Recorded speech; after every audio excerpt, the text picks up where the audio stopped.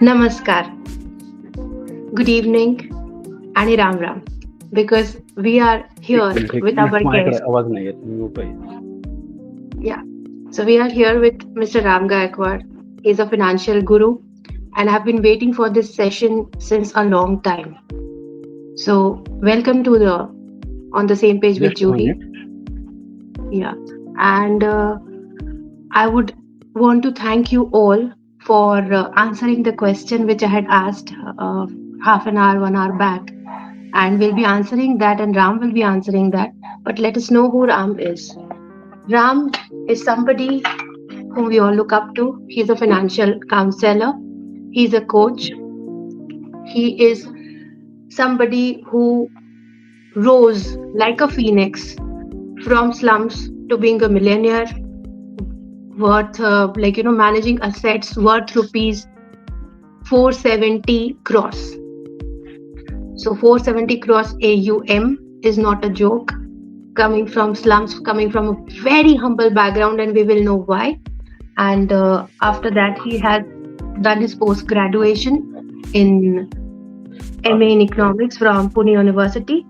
He is entrepreneur and a proud father of 2 daughters. His firm's name is Ram Gaikwad Financial Services, and wherein he coaches lot of us, lot of families, lot of people on financial awareness, money management, and wealth creation. Welcome, Ram. If we can have your camera on, please. Hello. Yes, Ram. We cannot see you yet.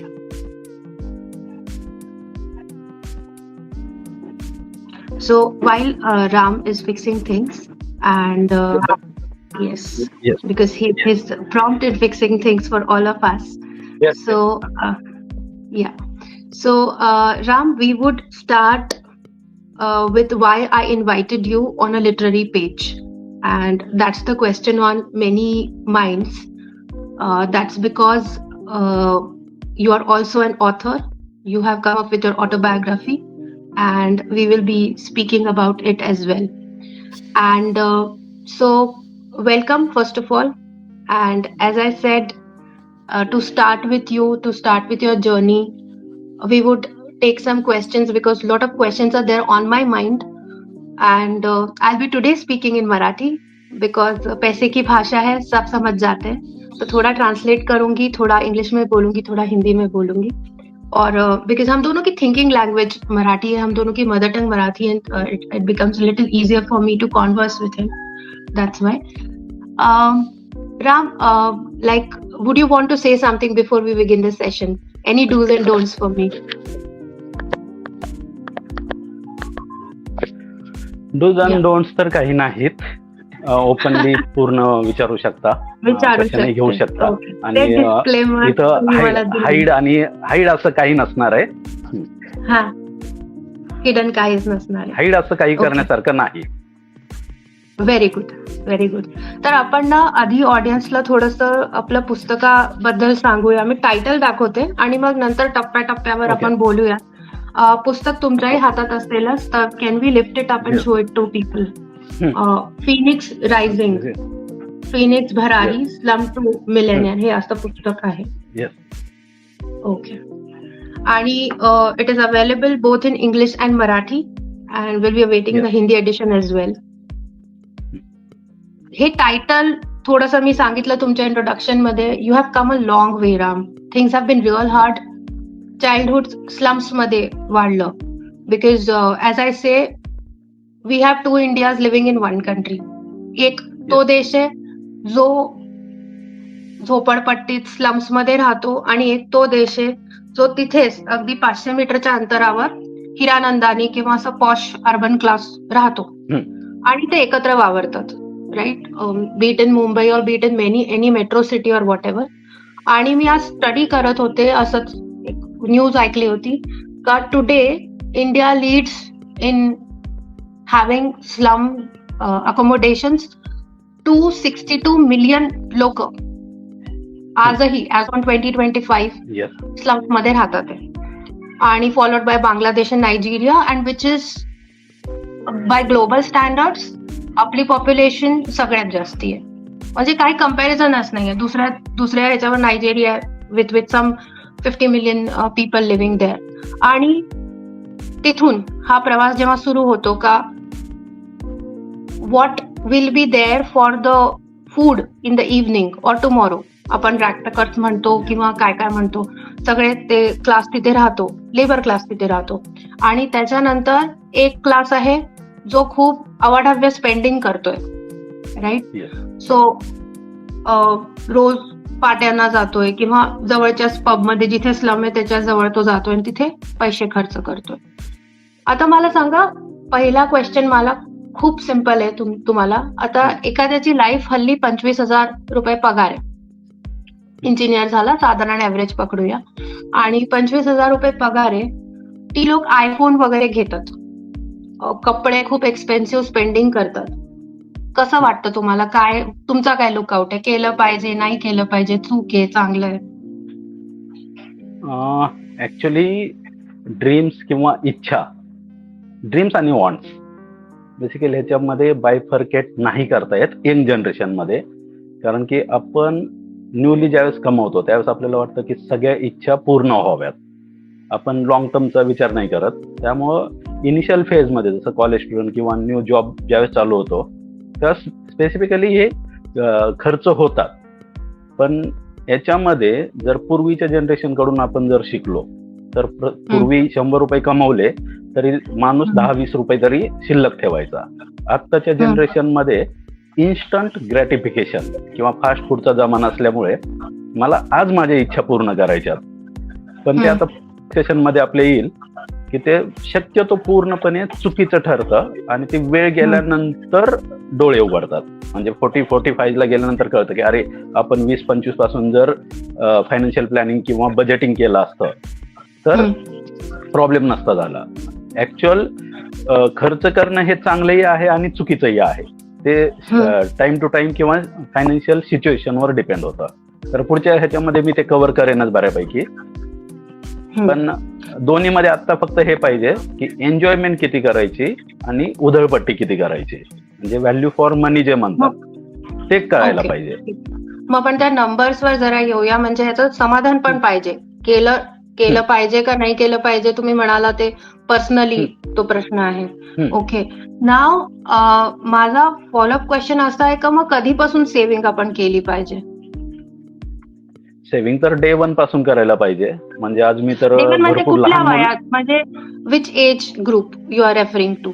Like एक साधारण graduate 20व्या वर्षी 21व्या वर्षी होतो भारतात तरी, I am just considering India, आणि we say की they are employable for some reason. Let's take a hypothetical example. नाही, आता याच्यामध्ये सेव्हिंग हा ज्या दिवशी आपल्याकडे पैसे येतील त्या दिवसापासून सेव्हिंग पार्ट सुरुवात व्हायला पाहिजे. म्हणजे आपण मुलांना जरी आपल्या घरातल्या जसं बर्थडे गिफ्ट किंवा पैसे देतो त्यांच्याकडेही पिगी बँक असते. पिगी बँक म्हणजे काय, त्यांनी पैसे वाचवलेले त्यांनी बाजूला ठेवलेले असतात. सेम फर्स्ट सॅलरी पासून इन्व्हेस्टमेंट व्हायला पाहिजे, आणि फर्स्ट सॅलरी मग ती कितीही अमाऊंट असो, डे 1 पासून इन्व्हेस्टमेंट सुरुवात व्हायला पाहिजे. तर ती सवय लागते. म्हणजे पेनी एक्सपेन्स जो करतो आपण ते 1 रुपया वाचवणं म्हणजे 1 रुपया बचत आहे आपली.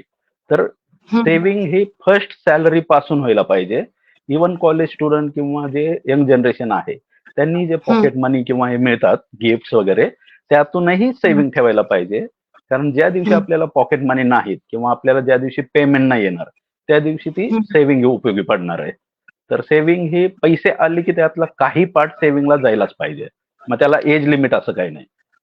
म्हणजे कॉलेज स्टुडंट असो, फर्स्ट जॉब, किती पर्सेंटेज व्हेरी होतं.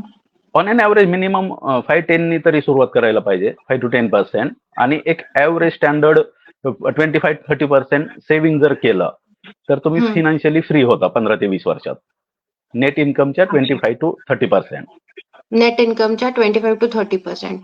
मग म्हणजे त्याच्यात असा भाग येतो की वी हॅव बिल्स, राईट? म्हणजे एक ऍव्हरेज आपण 25 ते 30 वर्षाच्या वयाचं बघितलं किंवा 25 ते 35, 25 to 35 age group, they have started earning, they have that confidence की मला आता पगार मिळायला लागलाय, आता मी गाडी घेतो किंवा घर घेते किंवा मी गोल्ड घेते, म्हणजे आपलं जे इनिशियल इंडियन मेंटॅलिटी आहे. आणि त्यानंतर पेरेंट्स एज होतात त्यांचे रिटायरमेंट तेव्हा येतात, राईट? Yes. जर ते वर्किंग असले तर, आणि वर्किंग नसले तर डिपेंडन्सी आपल्यावर असते. त्यानंतर also then we get married, आपले मुलं बाळ वगैरे त्यांचे फीस असतात, Yes. त्यांचे एक्सपेन्सेस असतात, हम्म. आणि हॉस्पिटल, म्हणजे एक बेसिक जरी धरलं तरी 25 ते 30% तुम्ही म्हणताय, खरंच शक्य आहे का? प्रॅक्टिकल आहे का तेवढं सेव्ह करणं? इनिशियली पहिल्या 5-7 वर्षात कधीच प्रॅक्टिकल नाही होते, पण 5-10% सुरुवात केली आणि ज्यावेळेस तुमचे EMI किंवा लाईफस्टाईल एक्सपेन्सेस जे आहेत, जर प्रत्येकाचं आपण बघितलं तर कुणाचंही ग्रॉसरी किंवा लाईफस्टाईल म्हणजे जीवनावश्यक वस्तू जे म्हणतो आपण ना, त्याचा खर्च 10% पेक्षा जास्त नसतो. पण ओके. शोबाजीसाठी जो खर्च असतो तो 20 ते 25% असतो, ज्याची खरंच गरज नाही. आणि मी ऑडियन्सलाही आता विचारेन की फक्त एक लाईव्ह एक्झाम्पल, आपण डीमार्टला जाताना घर किंवा कुठल्याही मॉलमध्ये जाताना घरात एक लिस्ट काढून जायची की मला हे आणायचंय, आणि परत आल्यावर ती लिस्ट चेक करायची. त्यातले 30 to 40% आयटम जे नेसेसरी आहेत ते विसरलेले असतात, आणि जे गरजेचे नाहीत, लिस्टमध्ये नाहीत, ते आयटम ऍड झालेले असतात. तर जीवनावश्यक वस्तूचा खर्च हा 15 ते 20% डोक्यावरून पाणी, 50% तुमचं ऑन एन ॲव्हरेज हे bills, EMI, other fix cost असते, जे आपण 20-25% जे उरतात ते आपण लाईफस्टाईल किंवा शोबाजीमध्ये घालवतो. ज्या संडेला किंवा ज्या विकेंडला आपल्या ATM मध्ये किंवा आपल्या कार्डवर पैसे नसतील, क्रेडिट कार्डवर किंवा ATM मध्ये, त्या दिवशी आपण घरात बसतो. पण ज्या दिवशी पैसे असतात त्या दिवशी आपण नाईट आउट करतो किंवा हॉटेलमध्ये पार्टी जाऊन करतो.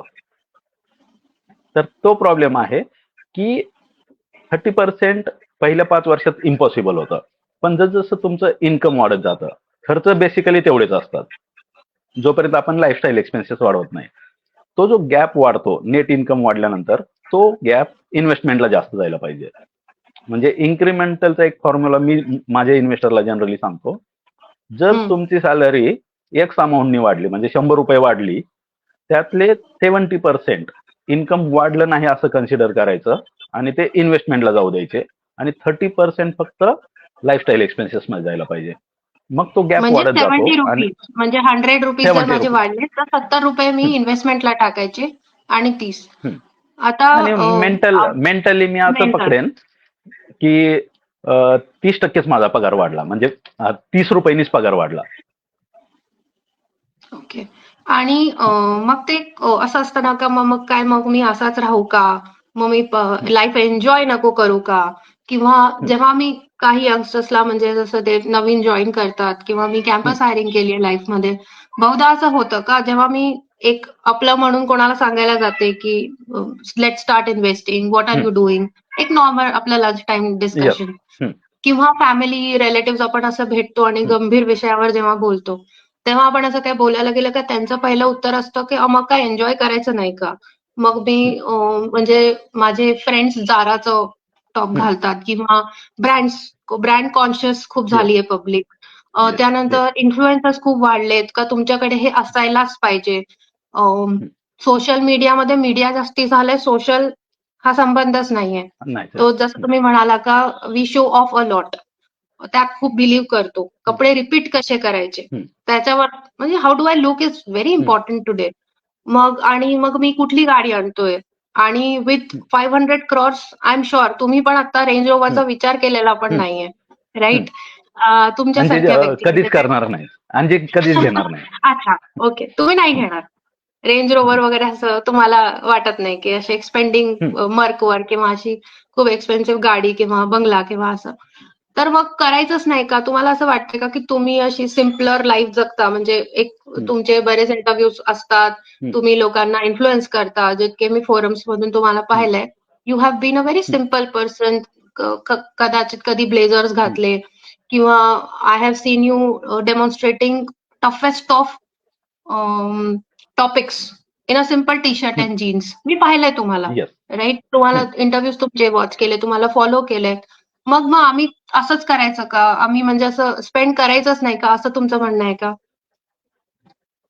नाही, आता याच्यामध्ये स्पेंड व्हायला पाहिजे, आता बेसिकली काय होतं की ज्यावेळेस आपण खर्च करतो, हम्म. खर्च एन्जॉयमेंट करतो. आणि सपोज आज मी सगळ्या ऑडियन्सला एक प्रश्न विचारेन की जर उद्या जॉब नसेल तर लाईफस्टाईल काय असेल. इव्हन 40s मधल्या लोकांना विचारतो, 40s 45 ज्यांनी 15-20 वर्ष काम केलंय, उद्या जर जॉब गेला आणि पुढचे वर्ष 2 वर्ष जॉब नाही मिळाला तर लाईफस्टाईल असणार आहे का? गुड. आणि तो माझ्या उद्या जर माइंडचा उद्या जर आपण फॅमिलीमध्ये नसू तर आपली फॅमिली सेम लाईफस्टाईल एन्जॉय करू शकेल का? बिग कधीच नाही. क्वेश्चन. तर तो बेसिकली प्रॉब्लेम येतो. आणि त्याच्यासाठी लाईफस्टाईल पाहिजे. आणि मी जसं म्हटलं की व्हेकल, मी 50 लाखाच्या गाडीने कामाला जायचं का 10 लाखाच्या गाडीने कामाला जायचं, ते साधन आहे, साध्य नाही. साध्य काय आहे की मी नसेल तरी माझ्या फॅमिलीला पैशासाठी कुणापुढेही हात नाही पसरावे लागणार. उद्या माझा जॉब जरी गेला तरी तो जॉब नसल्याने माझ्या लाईफमध्ये काही प्रॉब्लेम यायला नाही पाहिजे. किंवा अशी सिच्युएशन पाहिजे की माझ्या बॉसचा थोडा जरी आवाज वाढला तरी मी लगेच म्हणायला पाहिजे 1 मिनिटात मी ईमेल पाठवून रेजिग्नेशन देतो. ते कधी होईल? ज्यावेळेस माझ्याकडे बॅकअप असेल. आणि तो बॅकअप कधी होईल? ज्यावेळेस मी हे ब्रँड सोडून देईन.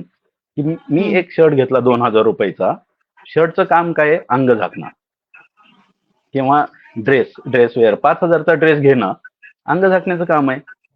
पण जर माझ्याकडे बॅकअप नसेल आणि मी क्रेडिट कार्ड स्वाईप करत असेल तर माझ्याकडे कधीच पैसे उरणार नाहीत. म्हणजे मी जोपर्यंत इन्कम येतो तोपर्यंत एन्जॉय करेन, पण ज्या दिवशी इन्कम बंद होईल त्या दिवशी मला एकही जण मदत करणारा नसेल. तर ती एन्जॉयमेंट पाहिजे. कारण आता यंग जनरेशन जसं आपण म्हणतो की 30-25 हजार रुपये सॅलरी असेल तरी आयफोन घेतला जातो. ऍक्च्युअल आयफोनचे फीचर तेवढे वापरले जातात का? आणि मला अजूनपर्यंत कोणी भेटला नाही की 100% आयफोनचे फीचर वापरणारा. फीचर्स वापरतो. तर ह्या प्रत्येक गोष्टीला. आणि एक लास्टचं सांगतो की भरपूर जणांचं असं असतं की जिंदगी तो एक बार ही मिलने वाली है. हो. म्हणजे एकदाच जगायचंय तर मग वाचून उपयोग काय? पण ह्याचं उत्तर कोविडमध्ये भरपूर लोकांना मिळालं, ज्यांच्या घरी डेथ झाल्या, ज्यांचे जॉब गेले आणि पुढे जॉब मिळाले नाहीत. आणि ते जॉब न मिळाल्यामुळे फायनान्शियल प्रॉब्लेम क्रायसिस चालू झाले घरात. आणि तिथून बरेचसे डिवोर्स किंवा हजबंड वाईफचे भांडणं वगैरे ते चालू झाले. कारण बायको म्हटली काय की मी तुला म्हटलंच नव्हतं गाडी घे किंवा मोठं घर घे, तुझी हौस म्हणून तू घेतली, आता तू निस्तार. किंवा नवरा बायकोला काय म्हटला की तू फोर्स केलं म्हणून मला मोठं घर घ्यावं लागलं, मोठे EMI घ्यावे लागले, मला घ्यायचंच नव्हतं. त्यामुळे फायनान्शियल प्रॉब्लेम हे घरापर्यंत आले आणि घरातले फॅमिलीचं जे एन्व्हायरमेंट आहे ते डिस्टर्ब झालं. आणि हे प्रॉब्लेम होऊ द्यायचे नसतील तर लाईफस्टाईल मध्ये सिम्प्लिसिटी पाहिजे. म्हणजे आज मी पर्सनली बघितलं तर मर्क किंवा ऑडी म्हणा, आज 1 मिनिटात जरी ठरवलं ना की कॅश मध्ये जाऊन घ्यायची, घेऊ शकतो, पण ते साधन आहे, साध्य नाही. गुड. म्हणजे we should be very clear that what we are spending on and can we live with it or without it? Also, do we really need it, or it is just a peer pressure, or it is just for show off, or it is just our impulse buying ज्याला आपण म्हणतो. किती वेळा ते पण लोक करतात का मला आज बरं नाही वाटत आहे, आय गो शॉपिंग, किंवा my friend has it, I will go do this. आता त्यात ना वेन यू आर स्पीकिंग मला 2 क्वेश्चन्स, आणि मी पुस्तकात पण तुमच्या वाचलं याबद्दल. एक क्वेश्चन जसं तुम्ही म्हणाला जॉब गेले, आता हे ले ऑफ जे होतात आहे, and that is very practical which is happening in the world. I am coming from the industry itself, and sadly I have been part of doing those layoffs unfortunately. आणि तर layoff जेव्हा होतो राम, तेव्हा पूर्ण family disturb होते, like you said, एकाचा job गेल्याने. Because एक अर्बन कॉन्टेक्स्ट मध्ये म्हटलं हल्ली सगळे शिकतात, कपल्स मध्ये बघितलं तर दोघं वर्किंग आहेत, किंवा असं एकाने ब्रेक घेतलाय, जनरली फिमेल्स, आणि एक जॉब करतोय. आता जिथपर्यंत ले ऑफ हिट होत नाही तेव्हा अगदी आता 26 वर्षाच्या मुलांना IT इंडस्ट्रीमध्ये किंवा टेकमध्ये पगार जरा जास्ती असतात. त्यांना 40 ते 50 लाख पगार असतात. राईट. आणि ते मग ते 2, 4, 5 कोटीचे घर ते घेतात. येस. ओके. आणि मग दुसऱ्या दिवशी जेव्हा ले ऑफ होतो, ले ऑफ त्याच दिवशी तुमचा जॉब संपला. म्हणजे तुमचं ते पर्क्स जे मिळत होते, पगार बंद, income is gone, your perks, benefits, insurance सगळं गेलं आणि तुम्ही सेव्हिंग केली नव्हती आणि तुम्ही एका लाईफस्टाईलला युज टू झाला होता, की I go to this places, I do this. तुम्ही एक स्वतःकरता बाउंड्रीज सेट केल्या. मग त्याच्याबद्दल काय म्हणणार? हे ले ऑफ जे होतात ते हे काय कारण आहे? सेव्हिंग करतच नाहीये लोक किंवा करतात ते पण तशी नाही करत जशी केली पाहिजे. हा, आता ले ऑफ होणार हे पुढे जाऊनही होणारच आहेत. ले ऑफचा तो एक प्रॉब्लेमच आहे, कारण की जसं AI वाढेल तसे जॉब जाणार आहेत. आणि दुसरं एक माझं ऑब्झर्वेशन आहे, मोर दॅन 40 एज आणि 20 लाख प्लस पॅकेज, तिथं पहिले ले ऑफ किंवा कट ऑफ होतात. आता त्याच्यामध्ये HR किंवा तुम्ही जे रिक्रूट करता, ज्या दिवशी जॉब जातो कुणाचाही, जॉब गेल्यानंतर ज्यावेळेस तुम्ही इंटरव्ह्यूला जाता, एकच मिनिट हा. शुअर ठीक आहे. हा, एकच.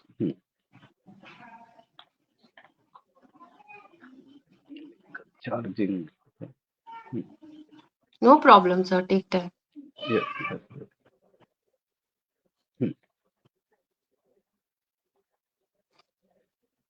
ज्या दिवशी जॉब जातो ऍक्च्युअल मध्ये, त्या दिवशी तो पर्सन ज्यावेळेस इंटरव्ह्यूला जातो त्यावेळेस तो कॉन्फिडन्स नसतो. आणि जॉब हे नोकरी गॅरंटेड कधीच नाही. दुसरा एक यंग जनरेशन किंवा कुणाचाही प्रॉब्लेम काय, की दोन आपण एक कन्सिडर करतो की मी कधीही मरणार नाही, पहिली गोष्ट, आणि माझं इन्कम कधीही स्टॉप होणार नाही. म्हणजे जगाचा जॉब जाईल पण माझा नाही जाणार. आणि माझा जन्मसिद्ध हक्क आहे की मला दरवर्षी इन्क्रीमेंट मिळायला पाहिजे.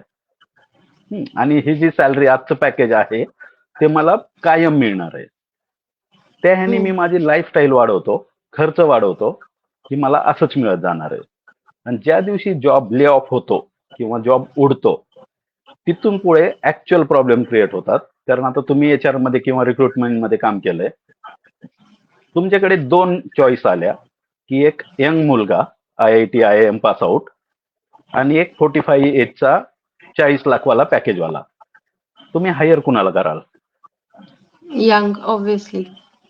कारण प्रत्येक HR ला किंवा त्या अकाउंटवाल्याला टार्गेट आहे की 10 कोटीचा जर प्रोजेक्ट असेल तर तो 8 कोटीमध्ये कसा बसवायचा, तर त्याला त्याच्यावर इन्क्रीमेंट मिळणार आहे. जर कंपनीचं बजेट आहे 100 कोटीचं आणि तुम्ही 100 कोटी जर कॉस्ट करत असाल त्या प्रोजेक्टची, तर तुम्हाला कंपनी जॉबला ठेवणार नाही.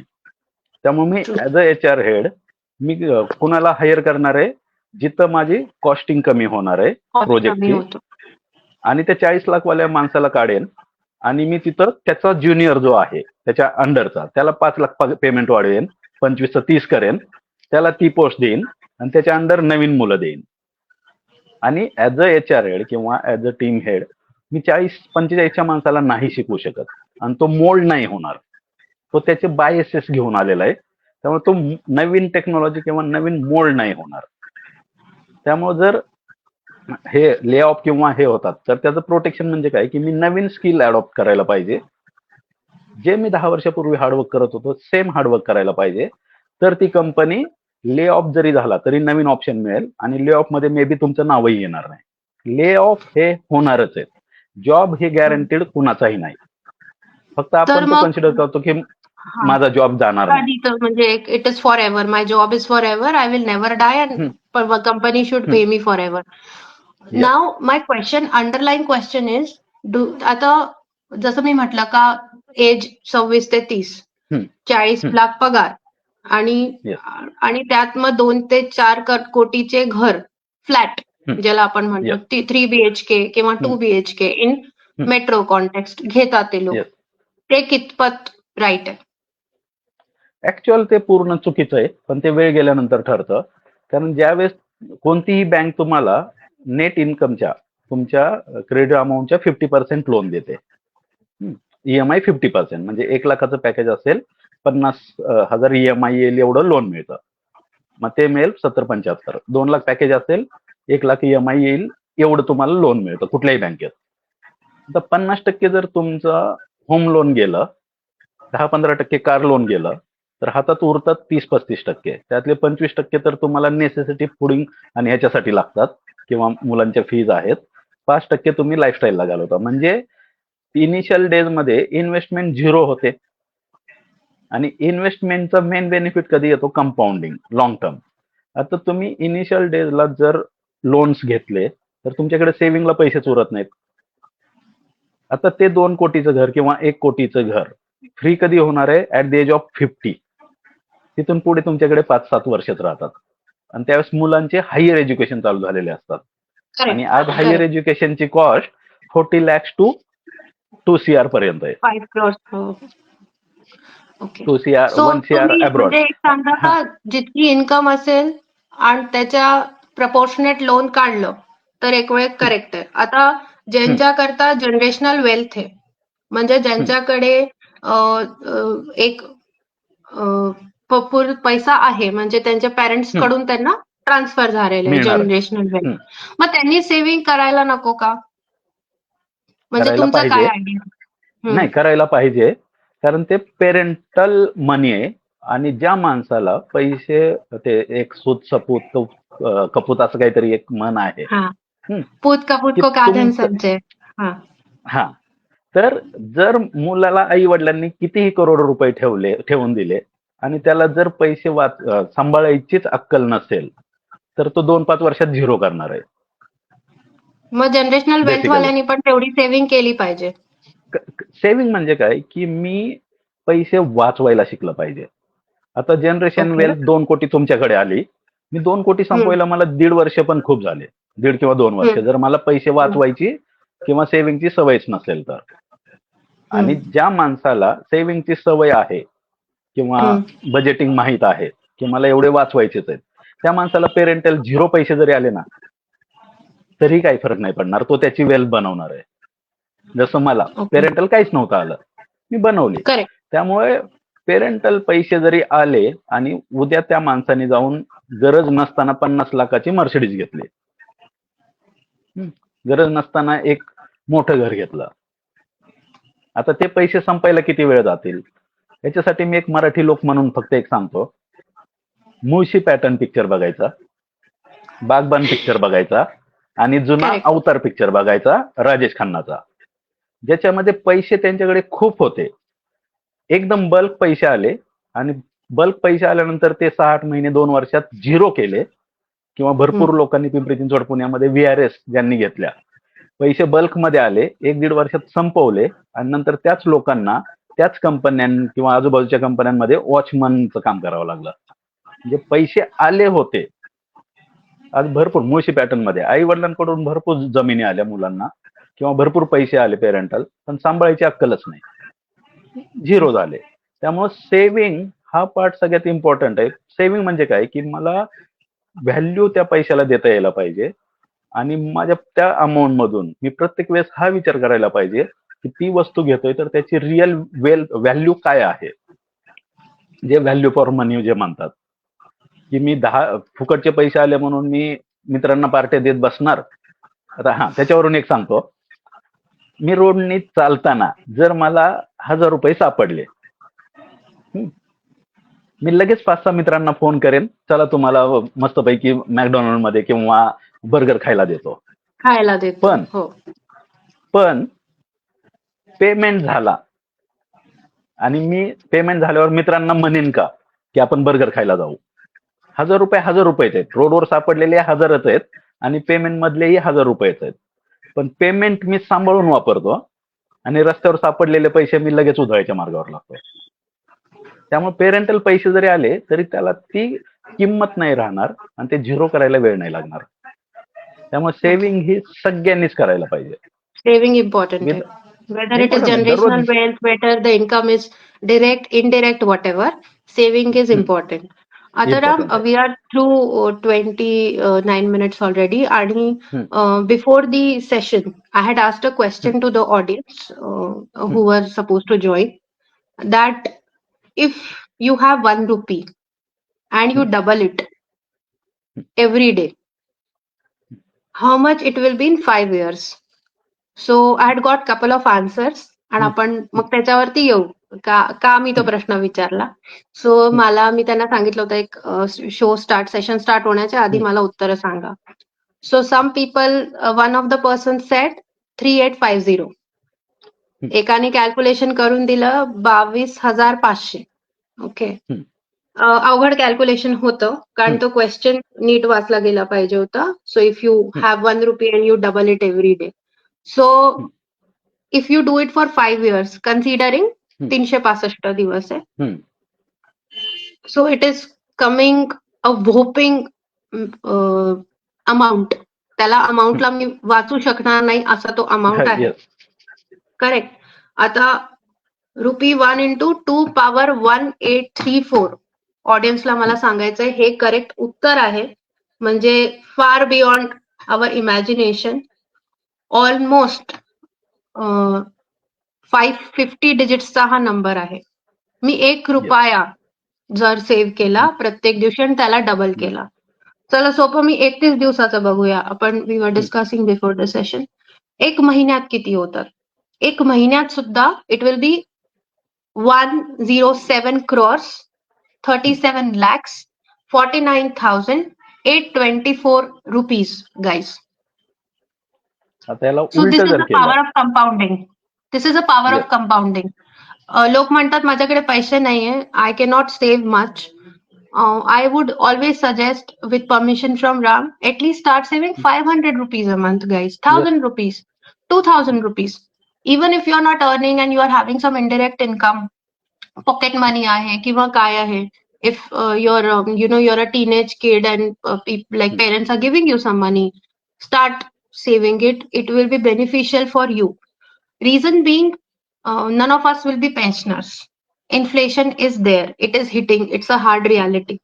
And I was also watching your interviews, also read in your books, Ram. Tell me, money किती important आहे? Do you like money?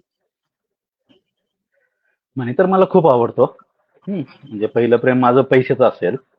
आणि ते पण नव्हते म्हणून बनलं. आता जस्ट म्हणजे आपण जे म्हटलात की 500 रुपयांनी सुरुवात करा. माझी पहिली SIP सुरुवात झाली होती 2005 मध्ये 500 रुपीज. फक्त 500 रुपये महिना. आणि पुढच्या स्टोरीत मी सांगेनच, फिनिक्स रायझिंग वर आपण ज्यावेळेस येऊ त्यावेळेस 500 रुपयाची पहिली SIP चालू झालेली माझी. आज लोकांचे जेवढे अॅन्युअल पॅकेज आहेत तेवढी माझी मंथली SIP. अॅन्युअल पेमेंट जेवढे आहेत तेवढी माझी monthly SIP. At the age of 42 मी फायनान्शियली फ्री झालो होतो. त्यानंतर एक दिवसही मला पैशासाठी काम करायची गरज नाही. पण हे काम मी कधीही सोडू शकणार नाही, कारण हे काम माझ्यासाठी काम नाहीच आहे. हे माझ्यासाठी एक एन्जॉयमेंट. म्हणजे मी शेवटच्या दिवसापर्यंत हेच काम करेन, कारण काम नाहीच आहे हे माझ्यासाठी. हे माझ्यासाठी एक जर्नी आहे किंवा एक व्हिजन किंवा एक पर्पज आहे की मला भरपूर लोकांना फायनान्शियल फ्रीडम मिळवण्यासाठी मदत करायची. म्हणजे काम म्हणून मी याच्याकडे बघतच नाही. आणि हे काम म्हणून मी बघतच नाही. त्यामुळे कधी थकलोय किंवा कधी त्रास झालाय असं कधीही होणार नाही. पण 500 रुपयांनी सुरुवात झालेला माणूस जर at the age of 42 financially freedom मिळवू शकतो, तर ऑडियन्स पण मिळवू शकतात. आणि 500, 100, 1000 कितीही करू शकता. फक्त ते करायची सवय पाहिजे.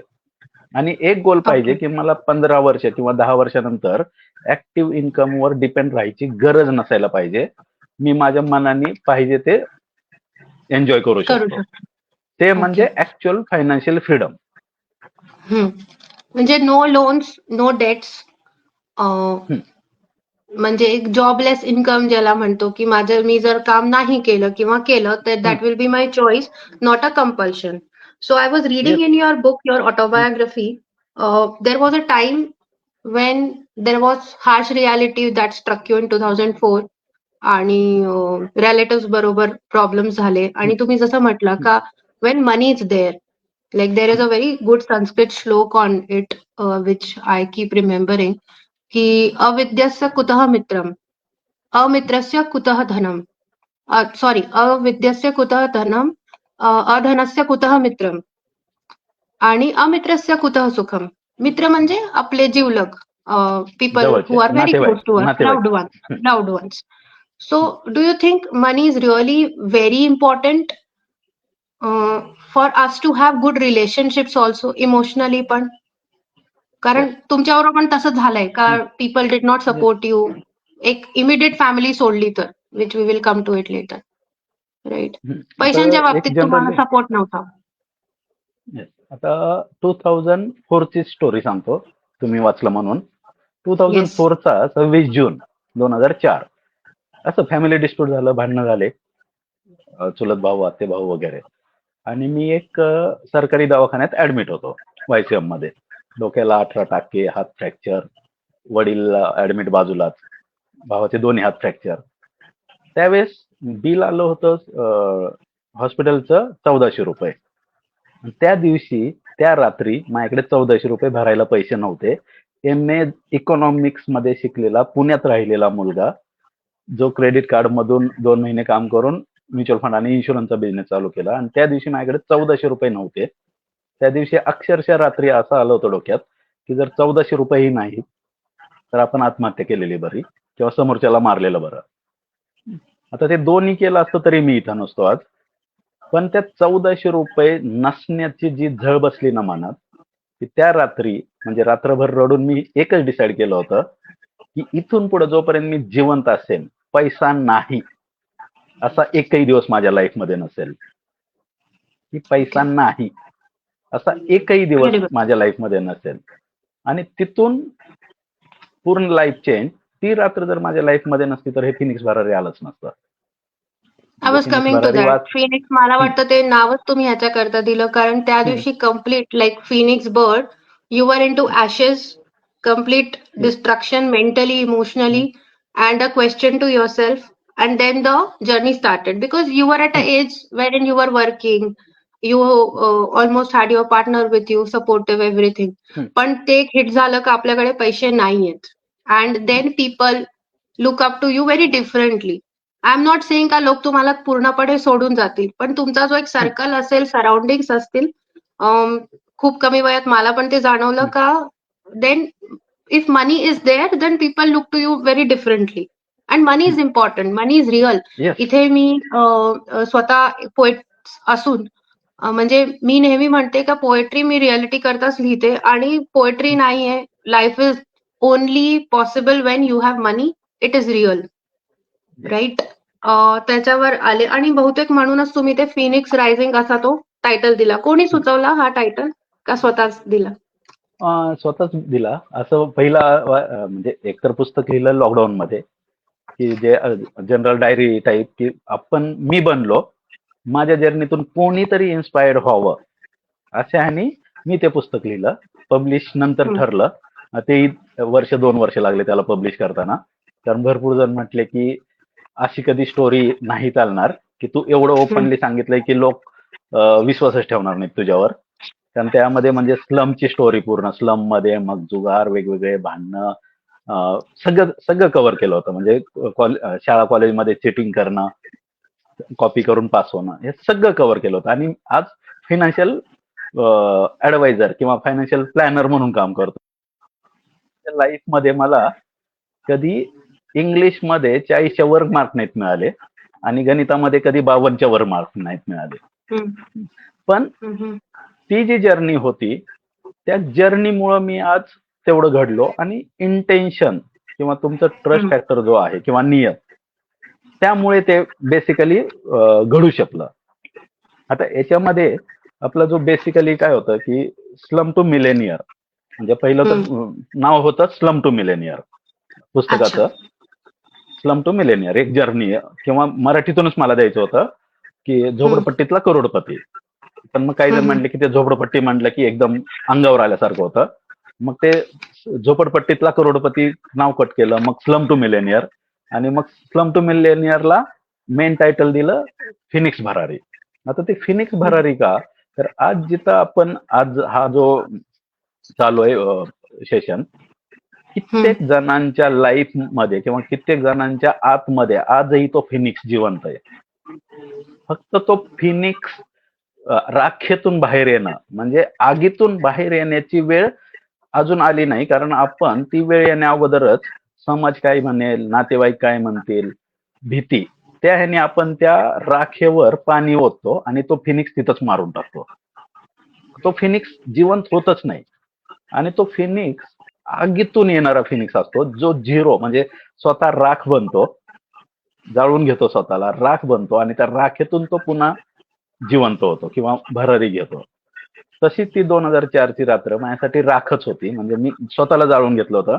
आणि तुम्ही जसं म्हटलात की त्याचंच एक्सटेन्शन देतो की त्या दिवसानंतर मी माझ्या लाईफमध्ये नातेवाईक किंवा मित्र हे सर्व बाजूला ठेवले आणि पहिलं फक्त करिअर आणि पैसे कमवणं हा फोकस ठेवला.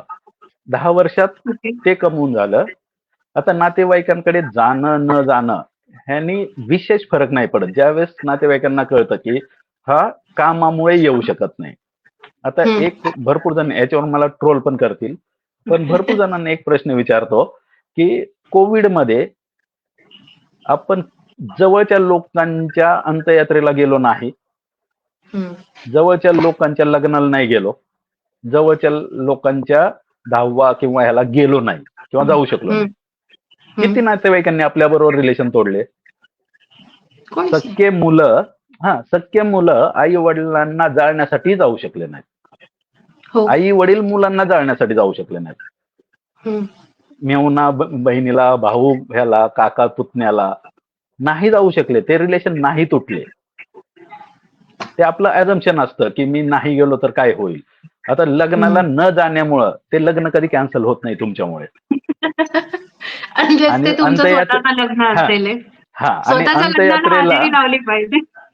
आणि अंत्ययात्रेला मुलगा किंवा मुलगी नाही आली म्हणून नातेवाईक थोडे वेळ वाट बघतील, एक दिवस वाट बघतील, दुसरे दिवस नाहीत बघत. त्यामुळे तुम्ही नाही जाण्यानी कोणीही अंत्ययात्रा किंवा प्रेतयात्रा थांबवून ठेवत नाही की 8 दिवसानंतर तुम्ही याल, 5 दिवसांना, किंवा तुम्ही आला नाहीत म्हणजे आम्हाला करायचीच नाही. त्यामुळे हे फक्त आपल्या मनातले बायसेस आहेत. जिथं खरं प्रेम असतं किंवा नातेवाईक असतं ना, म्हणजे रिलेशन, तिथे ह्या गोष्टी नाहीत मॅटर करत. आणि ज्या मित्र किंवा नातेवाईक तुम्ही न येण्यानी, म्हणजे कामधंदा सोडून, तुम्ही सगळं सोडून न येण्यानी जर रिलेशन तोडणार असतील तर ते नसलेले बरे. कारण तुम्ही सांगता की बाबा how brutal and how real you are, म्हणजे ते म्हणणं आणि ते असं वागणुकीत आणणं. वागणूक तुमची पण तशी आहे, म्हणजे you are man of few words. Okay, मला तर आता 2 प्रश्न आहेत जे तुम्ही बोललात त्याच्यातून. फक्त याच्यावर एक ऍडिशन करतो. फक्त एक ऍडिशन करतो की तुम्ही कामधंदा सोडून किंवा उद्या जर तुमच्या ओनरनी सांगितलं की तू जा लग्नाला किंवा तू जा अंत्ययात्रेला, पण उद्यापासून कंपनीत यायचं नाही, किती जण जातील? की जर ओनर म्हटला किंवा बॉस म्हटला की तू जा आता ऑन ड्युटी, पण फोन आला तू जा, पण उद्यापासून ऑफिसला यायचं नाही, रेजिग्नेशन पाहिजे, किती जण जातील? 90% आणि 95% लोक म्हणतील कॅन्सल, नाही जाऊ शकत, कारण जॉब जाणार असेल. पण तुम्ही जर त्या सिच्युएशन नंतर लग्न झालं, 10वा वाढदिवस झाला किंवा नंतर तुम्ही जाऊन भेटून आलात, तुमची बाजू सांगितली, तर मला नाही वाटत कुठले नातेवाईक तुमच्या बरोबर रिलेशन तोडतील. जे की कोरोनाने शिकवलं सगळ्यांना की नाही गेल्याने पण काही फरक नाही पडत. सगळं व्यवस्थित. तुमचे 2 मला 2 प्रश्न आहेत. मी दुसरा प्रश्न पहिले विचारते. ठीक आहे का? तुम्ही म्हणाला, मी वाचलं पण आणि तुमच्या ह्याच्यात का तुम्ही म्हणाला की एकही दिवस असा गेलेला नाहीये जेव्हा तुम्ही काम केलं नाही, किंवा कामाकरता तुमची determination, I want to be financially free हा objective, and objective to make your customers financially free has been your focus, right? Every day. Everything else is secondary, including personal relationships, like you said.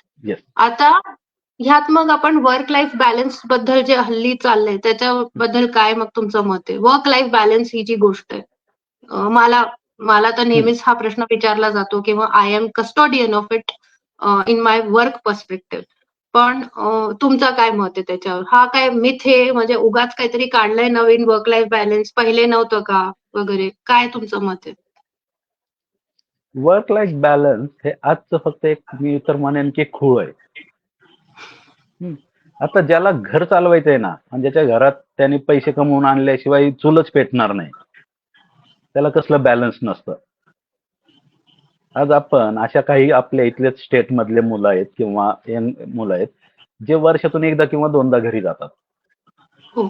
जे पुण्या मुंबईत कामाला आहेत. म्हणजे स्टेटचे नाव आपण घेऊ शकतो पण शक्यतो ते भावना हर्ट ठीक आहे. होतील. पण असे काही राज्य आहेत जिथले मुलं मॅरिड असूनही वर्ष वर्ष पुण्या मुंबईत काम करतात, वर्षातून एकदा किंवा दोनदाच गावाला जातात, कारण त्यांना घर भागवायचंय. आता वर्क लाईफ बॅलन्स ज्या दिवशी 2004ला माझी पूर्ण मी डिस्ट्रॉय झालो होतो किंवा संपलो होतो, तिथून 10 वर्ष मी काहीच नाही केलं, फक्त टॉप प्रायोरिटी काम एके काम. पैसे आले, आता वर्क लाईफ बॅलन्स करेन मी. आता 20% काम करतो, 80% फॅमिली किंवा पर्सनल हे आहे. पण पूर्वी 90% काम, 10% फॅमिली. आता ते सिच्युएशन जर मला इथं तुकाराम महाराजांचं एक ते हे आठवेल की ठेविले तैसे अनंते तैसेची राहावे. जर तुम्ही आहे त्या ह्याच्यामध्ये सुखी समाधानी राहत असाल आणि तुम्हाला सगळा आराम पाहिजे, तर तुम्ही श्रीमंत आणि फायनान्शियली फ्री कधीच बनू शकणार नाही. म्हणजे तुम्हाला स्पाऊस बरोबर सगळीकडे फिरायलाही जायचंय, सगळ्या नातेवाईकांच्या प्रोग्रामलाही जायचंय, सगळीकडे सुट्ट्या घेऊन फिरायचंय आणि काम फक्त नावाला करायचंय किंवा काम शक्य तेवढं टाळायचंय. तुमच्याकडे तुम्ही करोडपती कसं बनणार आहात? बनूच शकत नाही. प्रत्येकाला डेडिकेशन लागतं. म्हणजे कुठलाही सायंटिस्ट किंवा कुठलाही करोडपती आज कुणीही बघितलं ना, जे बिझनेस इंडस्ट्रियलिस्ट झालेत, त्यांनी पहिल्या इनिशियल डेज मध्ये पूर्ण डिटर्मिनेशन कंपनीकडे होतं. म्हणजे हे वर्क लाईफ बॅलन्स पण किंवा 18 आवर्सचं काम जे आलं, त्या लोकांनी तेच केलंय सुरुवातीला. म्हणजे फॅमिली बाजूला ठेवली, पहिलं करिअर, बिझनेस आणि ग्रोथ बघितली, नंतर फॅमिलीकडे बघितलं. आणि त्याशिवाय म्हणजे होत त्या नाही. त्या विषयाचे ते एक्सपर्ट झाले, एकदम हा. झोकून स्वतःला काम केलं, शिकून घेतलं हम्म, सगळं, अँड देन हम्म, दे ट्राईड अँड कॅशिंग. जनरली तो like you sed Wien it is mandatory का इथपर्यंत तलवार आली तुम्ही हम्म, कामच करणार, राईट? हम्म. घर चालवायचे. आता हा, आता अजून तुम्ही त्यातलं परत इंडस्ट्रीजची परत एक नावं घेतली. हा, जस्ट परत एक त्यातच बोला बोला बोला. आज आज तुम्ही वर्क लाईफ बॅलन्स म्हणता की मला पुण्यातच राहायचंय. उद्या कंपनीने म्हटलं की तुमचं ट्रान्सफर चेन्नईला किंवा तुमची ट्रान्सफर अब्रॉड आणि तुम्ही एकटाच जाऊ शकता, नाहीतर मग रिझाईन करायचं. मग वर्क लाईफ बॅलन्स कुठं जाईल? मग तो माणूस म्हणणार आहे का बॉसला की मी ठीक आहे, मला काढून टाक, मी तिकडे जॉईन नाही करणार, मला वर्क लाईफ बॅलन्स करायचंय. तो आयुष्यभर फक्त बॅलन्सच करत बसेल, वर्क आणि पैसे नसणारच आहे त्याकडे. कारण आज भरपूर मुलांना किंवा यंग जनरेशन किंवा मिड लेवलच्या लोकांना आजही कंपनी सांगते म्हणून फॅमिली सोडून दुसरीकडे कामाला जावं लागतं. आणि ती गरज का आली आज? पैसे नाहीत आणि जॉब सोडू शकत नाही म्हणून. म्हणजे ज्यावेळेस मानेपर्यंत येतो ना सुरा, त्या दिवशी माणूस कंपल्सरी जातोच. पण ज्याच्याकडे तो बॅलन्स असेल किंवा ज्याच्याकडे पैसे असतील, तो म्हणेल ठीक आहे बाबा, रिझाईन करतो, मी तिकडे जॉईन नाही करू शकत, मी फॅमिली पासून लांब नाही राहू शकत. पण ज्याच्याकडे बॅकअपच नाही, ज्याच्याकडे पैसेच नाहीत, त्याला बाय डिफॉल्ट जावंच लागेल. तो वर्क लाईफ बॅलन्स मग आयुष्यातून नावच काढून टाकेल. आणि काही बॅकअप नसतं हे. असला तरी तो किती दिवस पुरणार आहे? लाईक यू सेड का तो काय असं फॉर एव्हर पुरणार बॅकअप नाहीये तसं, right?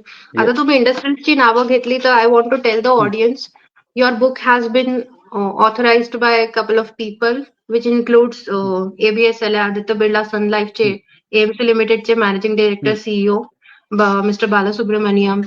Then it is also the foreword is written by Avinash sir. He is President Franklin Templeton. Then Bandhan Life चे AMC चे जे डिरेक्टर आहे त्यांचं पण आहे फॉरवर्ड. आणि everybody has written heartfelt tribute. मला कुठेही असं चॅट जीपीटीनी आखलेलं किंवा it is not written with something just for the formality for the book. मी ऑथर्सला भेटते, वाचते, ऑटोबायोग्राफीज पण वाचल्याय, but this is the most authentic autobiography I have ever come across, Ram. आणि खूप करेज लागते हे सांगायला की मी चिटिंग केली केव्हा मी कॉपी केलं, केव्हा मी फेल झालो, after reaching this level and openly to the world and then talking about your slum life, generally people want to cover it up. म्हणजे एक कुठेतरी असं ते एक एपिसोड होता टीव्हीवर काहीतरी सिरीज मध्ये, का त्यांना एक डम्पिंग यार्ड होतं, ते दाखवायचं नव्हतं म्हणून त्याच्यावर एक ग्रीन चादर टाकून, ग्रीन स्क्रीन टाकून त्यांनी तो कव्हर केला होता. ते नेहमीच आपल्याला करता येतं की आपण नेहमी आपलं सक्सेस बद्दल बोलतो, but what it takes for a person from 1400 rupees to 470 crores of worth of asset management, and like you said, per month तुम्ही लोकांचे अॅन्युअल पॅकेजेस एवढी स्वतःची एसआयपी करताय, like. And in this case I also want to quote about your wife. She has been through your thick and thin. I have seen in your interviews you have mentioned about her in the book as well. Vasanti Tai, she has been the main factor behind you, right? त्यांच्याबद्दल काय बोलाल? तर एक सांगेन की वासंती नसती तर मी घडलोच नसतो. म्हणजे मी लास्ट इयरला, ती फर्स्ट इयरला 2000 मध्ये, आणि त्यावेळेस अफेअर झालं. आता ती वासंती जोशी, मी राम गायकवाड. ती शिवाजीनगर प्राईम एरियामध्ये पोलीस हेडक्वार्टर मध्ये राहायची. वडील पोलीस, तिचे आजोबा पोलीस, दोन्ही आजोबा पोलीस, मामा पोलीस, वडील पोलीस तिचे. म्हणजे पोलीस, पूर्ण खानदानी पोलीस. ती वासंती जोशी, मी गायकवाड. ती देशस्थ ब्राह्मण, मी इकडं बुद्धिस्ट. 8 वर्ष नंतर म्हणजे तिने माझ्या बरोबर पहिल्यांदा झोपडपट्टी बघितली, तरीही बरोबर राहिली. पहिल्यांदा ती ट्रेन मध्ये विदाऊट तिकीट फिरली, तरीही बरोबर राहिली. तिच्याकडे चॉईस होते. 2004 मध्ये ज्यावेळेस भांडणं झाले त्यावेळेस आईला माझ्या जामीन देण्यासाठी ती कोर्टातही उभी राहिली. लग्न नव्हतं झालं. She was a police officer by then. She was also has joined the police. 2005 मध्ये ती पोलीस झाली. येस. आणि नंतर 12 मध्ये रिझाईन केलं, कारण डिपेंडन्सी नव्हती जॉबवरची. आता या केसमध्ये एक फक्त इन्सिडेंट सांगेन की म्हणजे प्रेम कसं घडवतं, म्हणजे प्रेम बरबादही करतं. फक्त प्रेम हे प्रेम असावं जे घडवणारं असावं, बिघडवणारं नसावं. नाहीतर आज प्रेमामध्ये आत्महत्याही होतात, खूनही होतात आणि अख्खी लाईफ डिस्ट्रॉय होते. आता हे वासंतीचं प्रेम म्हणजे काय प्रेम होतं, त्याकडे चॉईस होता. झोपडपट्टीत राहतोय किंवा भांडणं झालेत, क्रिमिनल केस झाल्यात, नको पैसे नाहीत, विदाऊट तिकीट फिरावं लागतं.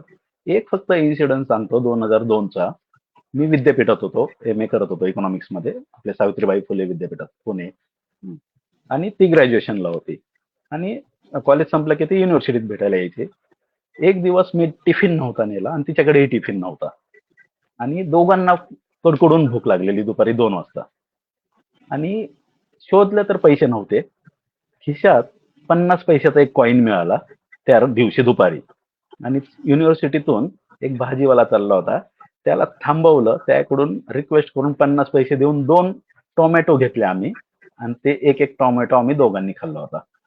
म्हणजे तोही दिवस होता. आणि आज करोडोमध्ये इन्कम असतानाही ती बरोबर आहे, हाही दिवस आहे.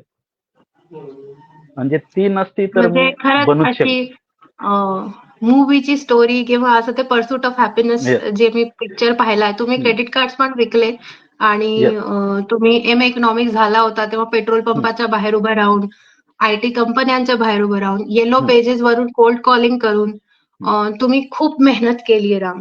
आणि त्याचबद्दल तुम्ही एकदा ना, मी पुस्तकाचं मी पान होतं, मी इनफॅक्ट डॉग इयर पण करून ठेवलंय ते, का त्याच्यात तुम्ही लिहिलंय की here are some things I learned in marketing. तर त्याच्यात तुम्ही हे लिहिलंय, you have also mentioned about fear and shame. तर आता कशाची भीती वाटते? भीती वाटते तुम्हाला, म्हणजे प्रत्येकाला वाटतं आता कशाची पण. आणि पहिले तुम्ही काही बोलला की camera shy, you are camera shy. तुम्हाला फार असं you are man of few words, तुम्ही फार बोलत नाही. That I have always observed. But it is my luck that you said yes to this interview. आणि ह्याच्यात तुम्ही असं लिहिलंय का कस्टमरला प्रोडक्ट विकू नका, ह्याच्याबद्दल काय सांगाल? म्हणजे तुमचं जनरली काम आहे सेल करणं, मग तुम्ही असं म्हणताय का प्रोडक्ट विकू नका, don't sell the generally product to काय द कस्टमर. येस, आणि ते कोणीही जर फॉलो केलं की कस्टमरला प्रोडक्ट विकायला गेलात तर तो कस्टमर लगेच कॅच करणार आहे, हा काहीतरी विकण्यासाठी आलाय.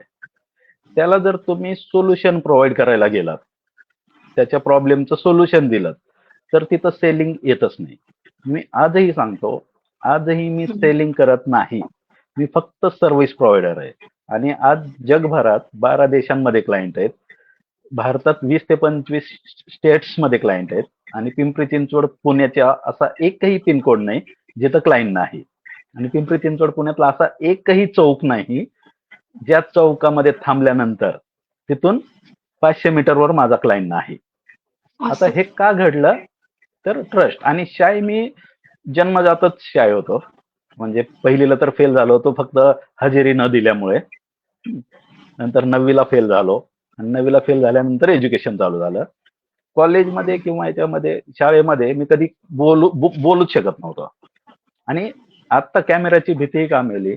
आजही मी फंड मॅनेजर किंवा कोणी आले मोठे, त्यांना नाही इंग्लिशमध्ये बोलू शकत. मला 5 वाक्य इंग्लिश बोलता येत नाहीत आजही. तोडके मोडके हिंदी, मराठी, इंग्लिश मिक्स. पण नाही घाबरत, समोरचा जसं घेईल तसं घेईल. आज माझे ऑलमोस्ट 80-90% क्लायंट माझ्यापेक्षा जास्त शिकलेले आहेत किंवा माझ्यापेक्षा एक्सपर्ट आहेत, पण मी हिंदीमध्येच बोलतो किंवा मराठीमध्येच बोलतो. आणि ते त्यांना पण माहित आहे की रामला नाही येत, पण त्यांना काय माहित आहे की राम चुकीचं कधीही काही करणार नाही, त्याच्यात पैसे म्हणजे एकदम सेक्युअर आहेत. आणि तो जो ट्रस्ट आहे, डिटर्मिनेशन आहे, तो तुम्ही तो अर्न सगळ्यात केलाय. आणि त्याच्यामुळे भरपूर जण काय म्हणतात की रामला एकदा भेटा, म्हणजे जे रेफरन्सिंग जे होतं ना, की रामला फक्त एकदा भेट, तू इन्व्हेस्ट कर किंवा करू नको, फक्त भेट. फक्त भेट. 1 तास माणूस भेटला तरी ना तो पूर्ण चेंज होतो. आणि मी कधीच कुठल्याही इन्व्हेस्टर कडून लगेच पैसे घेत नाही. त्याला भेटतो, सांगतो, आणि त्याला सांगतो 4-8 दिवस तू आता विचार कर, अंडर इन्फ्लुएन्स करू नको, आणि नंतर मला फोन कर.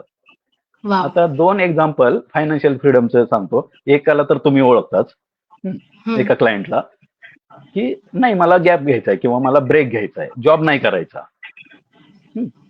एकाला तर तुम्ही ओळखता.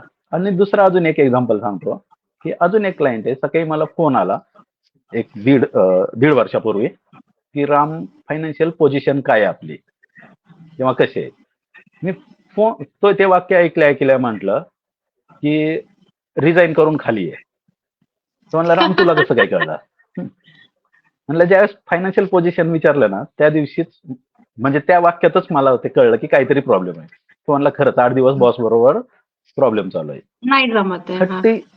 36 लाखचं पॅकेज, आणि फक्त माझ्या बोलण्यावरून इमिजिएट रिझाईन केलं होतं. Immediate resign. पुढं माहित नाही की जॉब मिळणार आहे नाही मिळणार आहे. आणि हे कुठलेच क्लायंट्स तुमचे रिलेटिव्ह किंवा तुमचं इनर सर्कल नाहीये. तुमचे 90%च्या वरती क्लायंट्स तुम्ही अर्न केलेले आहेत through referencing. Man 99.9. I take a lot of it in my job as well, wherein I sell things to people, jobs and kiva candidates. And I know how tough it is, even to sell a small pencil. You have their money, Ram. म्हणजे आम्ही जे दिवसभर 70% 10 to 12 hours राबतोय, 70% of the day, तो पैसा आम्ही तुमच्याकडे द्यायचा. आणि मेन म्हणजे आता मी त्याच्या दुसऱ्या भागावर येते, because we were talking about customers. So you said that customers should be provided with a solution, not the product. Do not try to sell product. आता ऑलमोस्ट 1 तास झालाय, थोडे क्वेश्चन्स अजून घेऊया किंवा दुसरा भाग करूया, तो पण मी रेडी येते करायला. Financial literacy in women. तुम्ही म्हणाला तुमचे क्लायंट्स तुमच्यापेक्षा जास्ती शिकलेले आहेत, तर 2 questions. Part number A, financial literacy in women. तुम्हाला वाटतं का की ती मागे, म्हणजे एकदम क्लास इंजिनियर्स, किचकट मॅथ सॉल्व्ह करणारे किंवा कोडिंग करणारे किंवा खूप काहीतरी चांगलं करणारे लाईफमध्ये, त्या मुली किंवा बायका ज्या जॉब करतात ते, त्यांचं फिनान्सेस त्यांचे मेल काउंटर पार्ट्स फॅमिलीचे हँडल करतात ते जनरली, राईट? तर कितपत म्हणजे चेंज येतोय, आला पाहिजे याच्यात. And then I will ask you the part number B of the question. आता basically female literacy, financial literacy सगळ्यात इम्पॉर्टंट आहे. जोपर्यंत त्या घरातली स्त्री किंवा मुलगी फिनान्शियली लिटरेट नाही होत, तोपर्यंत ती फॅमिली नाही होत सुखी. कारण प्रॉब्लेम काय आहे की आजपर्यंतचे सगळे डिसिजन कोण घेतं? घरातले वडील, म्हणजे मुलीचं लग्न होण्या अगोदरपर्यंत वडील किंवा मोठा भाऊ, लग्नानंतर म्हणजे सासरे किंवा नवरा. त्यामुळे मुली ऍक्च्युअली त्या फायनान्शियल प्रॉब्लेम किंवा जार्गन मध्ये अडकत नाहीत. आणि ते म्हणतात तुझं तो बघतोय ना. आता भरपूर मुली मला भेटतात, त्या म्हणतात तो बघतोय त्याचं तो बघू दे. भरपूर होतं की भेटतात ना नवरा तुम्हाला, असं बघतोय ना. म्हणजे तुम्ही पण एन्काउंटर केलं? 80-85%. पण मी मुद्दामून ज्यावेळेस घरी जातो ना, त्यावेळेस माझी पहिली कंडिशन असते, बायकोला बोलव. नवरा बायको मला समोर पाहिजे असतात. कारण जोपर्यंत ते घरातल्या स्त्रीला कळणार नाही, तोपर्यंत तो गाडा टू वे इंजिन चालणारच नाही. दुसरी गोष्ट की मुलगी किंवा त्या घरातली स्त्री जर उधळपट्टी करणारी असेल, तिला जर फिनान्शियल प्रॉब्लेम किंवा फिनान्शियल सिच्युएशन माहीत नसेल आणि ती जर उधळपट्टी करणार असेल, नंदेने हे केलं, जावेने हे केलं, मैत्रिणीने ते केलं, अजून नातेवाईकांनी हे केलं, म्हणून ती जर उधळपट्टी करणार असेल तर त्या घरात सुख शांती नाही राहत. कारण की प्रॉब्लेम काय होतो, ते घर मग कर्जात अडकतं, छोटे छोटे कर्ज. आता आमच्या घरात जर सांगितलं तर माझे वडील होते रस्त्यावरचे हमाल. चौकात थांबून डेली काम मिळेल ते मिळेल असं हमाल. आई वडील इलिटरेट, पण वडील जे काही 20, 25, 10, 50 रुपये कमवून आणायचे दिवसाला, त्यातलेही आई 5-10 रुपये शिल्लक ठेवायचे, वाचवायचे. आम्ही 4 भाऊ 1 बहीण, वडील एकटेच कमावणारे आणि तेही रस्त्यावर जाऊन मजूर अड्ड्यावर थांबून काम करणारे.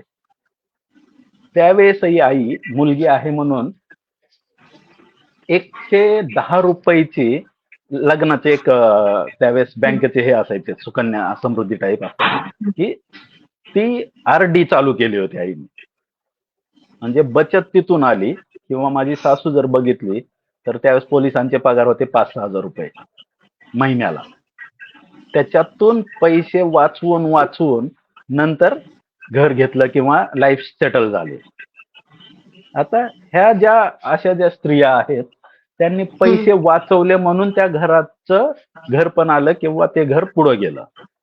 पण ज्या घरात स्त्री आर्थिक ज्ञानी नसेल, ती पण बायसेस मध्ये जाणार आहे. मग आताच जगायचं नाही तर कधी जगायचं? मग तिला पण वाटेल इंटरनॅशनल ट्रिपच हवी आहे. किंवा तिला वाटेल माझ्या मैत्रिणी इकडे फिरायला गेली, मग इकडे फिरून आले, मग आपल्यालाही जायचंय. मग नवरा ते वैतागून म्हणेल जाऊ दे बाई, कर्ज घेतो पण आपण जाऊ फिरायला. आता ती जर स्त्री पैशाची किंमत नसेल आणि ती मुलगी जर दर विकेंडला म्हणत असेल की आपण ह्या मॉलला जाऊ, ह्या हॉटेलला जाऊ, इकडं नवरा मरमर मारणार. किंवा ती मुलगी जरी जॉब करत असेल, तीही सकाळी जाऊन बॉसला गुड मॉर्निंग म्हणणार, कारण की जॉब सोडू शकत नाही. आणि पैसे वाचवत नसेल तर आयुष्यभर गुड मॉर्निंगच म्हणावं लागणार आहे ना. आणि एक दिवशी जॉब गेला तर घरात काहीच नसेल. त्यामुळं स्त्री शिक्षण हे खूप महत्वाचं आहे. आर्थिक शिक्षण. पूर्वी तर एक मुलगी शिकली तर पिढी बदलली असं म्हणायचे. आता मी म्हणेन की एक मुलगी जर आर्थिक शिक्षित झाली ना, पिढ्या आयुष्य बदलेल सगळ्यांचं. फक्त आर्थिक शिक्षण हे पुरुषांना जेवढं गरजेचं आहे त्याच्यापेक्षा जास्त स्त्रियांना आहे. कारण स्त्री शिक्षित झाली तर त्या घराचं एकदम म्हणजे सोनं होणं प्रॉब्लेम नाही आणि एकदम फायनान्शियली फ्री, सुखी, समाधानी घर बनू शकतं. त्यामुळे स्त्री शिक्षण हे खूप महत्वाचं आहे. Okay, financial literacy. आता part B of the question. तुम्ही म्हणाले 80 to 85% of your women customer, female customers say that their male counterparts will take care of finances. Correct? आता मी सांगते, जेव्हा मी एन्काउंटर करते लोकांना, नवीन जॉब देते, रिक्रुटमेंट्स करते, त्यांना राम साधे टेक होमचे कॅल्क्युलेशन समजत नाही. म्हणजे मी Yes. किचकट टॅक्स किंवा पीएफ हाताने कॅल्क्युलेट करायला हल्ली कोणालाच सांगत नाही. Everything is automated available. पण ते साधे एक्सप्लेनेशन्स, कारण काय होतं ना, अहो ब्लू चिप, अरे ऍडव्हान्टेज, एनएव्ही, फंड व्हॅल्यू, हा एनएफओ. आता since guys have exposure from school college days and they go out and सगळं, ते ना फिमेल्स एस्केप करतात जनरली. मी पाहिले ते डिस्कशन्सला किंवा त्या दे विल नॉट फॉलो असे चॅनल्स जिथे आता तर सगळे इन्फॉर्मेशन अवेलेबल आहे. I am not saying all, I have scene brilliant woman ज्यांना ते येतं आणि त्यात स्वतःचं स्वतः करतात. पण ते कुठेतरी होतं प्रॉब्लेम. मग असे तुम्ही सेशन्स घेता का ज्याच्यावर तुम्ही एकदम सोप्या भाषेत हे सगळे फंडे क्लिअर करता? कारण आय हॅव सीन इन्फ्लुएन्सर्स, खूप इन्फ्लुएन्सर्स पाहिले, पण त्यांना खूप एका हाय लेवलवर समजवतात, जे नॉर्मल कदाचित एकदम बेस लेवलला, की बाबा ह्याच्यातून हे मायनस कर म्हणजे हे तुझं एवढं येईल, किंवा साधं सोपं कॅल्क्युलेशन. तसं तुम्ही काय त्याला करता का? नाही, ऑनलाईन सेशन पण होतात, फिजिकल सेशनही मी घेतो बऱ्यापैकी. आणि माझ्या कुठल्याही सेशन मध्ये टेक्निकल जार्गन कधीही नसतात, कारण ते मलाही कळत नाही, पहिली गोष्ट. आणि यूज करतच नाही, जे की 22 वर्ष झालेत. पण उद्या काय मार्केट होणार आहे किंवा पुढच्या वर्षी काय मार्केट होणार आहे, मला झिरो ज्ञान आहे. माहित नाही उद्या काय होणार आहे किंवा पुढच्या महिन्यात काय होणार आहे, आजही 22 वर्षानंतरही.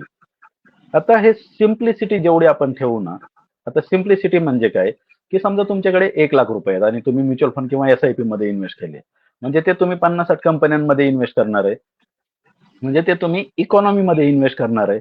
आता इकॉनॉमी मधल्या 50 कंपन्या, काही 5 कंपन्या प्रॉफिट करतील, लॉस करतील, काही मॉडरेट रिटर्न देतील.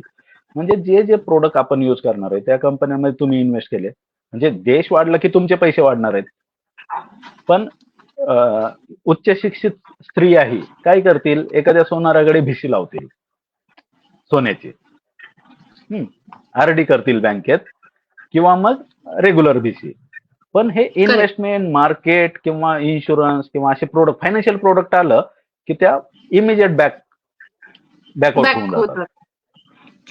कारण की ते अवघड वाटतं त्यांना. आणि प्रॉब्लेम काय, की जोपर्यंत मी काहीतरी क्रिटिकल आहे असं दाखवत नाही, तोपर्यंत समोरच्याला व्हॅल्यू वाटत नाही.